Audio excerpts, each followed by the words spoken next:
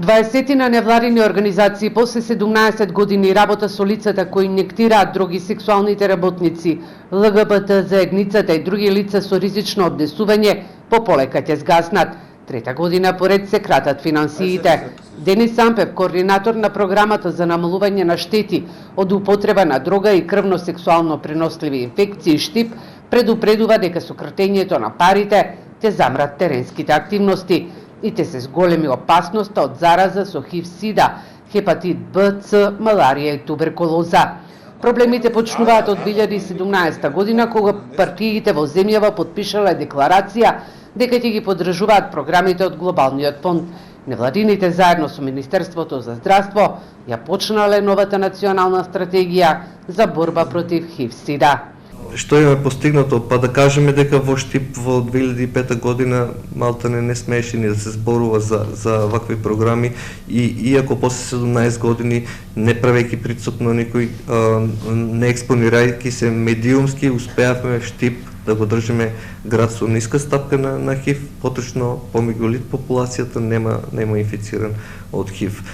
Сето ова го правиме за да не се прави притисок на институциите. Посочува дека нискиот степен на инфекција со ХИВ не е случаен, туку резултат на теренска работа на невладините, кои во изминатите 17 години не дозволуваат овие лица да завршат пред вратите на институциите, туку тие со делење на пакети и едукативен материјал спречуваат појава на ХИВ инфекција. Сепак збориме за популација која што е ризична, која што регуларните институции и канали не можат да стапат во контакт со тие популации кои што се заскриени и контактот кој што го правиме ние, бидејќи во ваквите здруженија најголем број на теренски работници работат од самата целна популација кои што доаѓаат директно во контакт со нив.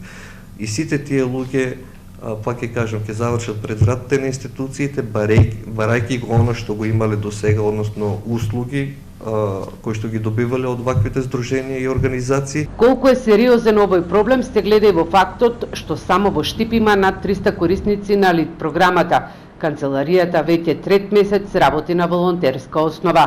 Во изминатите 17 години поделени се над 80.000 комплети со шприцеви, игли, кондоми, лубриканти и едукативен материјал. Невладините користениот материјал не дозволуваат да завршат во обичните контейнери или покрај институциите. Сами ги собираат и се носат како медицински отпад. Ампев апелира проблемот да се свати сериозно. Ја посочува Романија, која не успеала да ги преземе програмите од Глобалниот фонд. Поради ова има стапка од зголемување на ХИВ инфекцијата од 300%.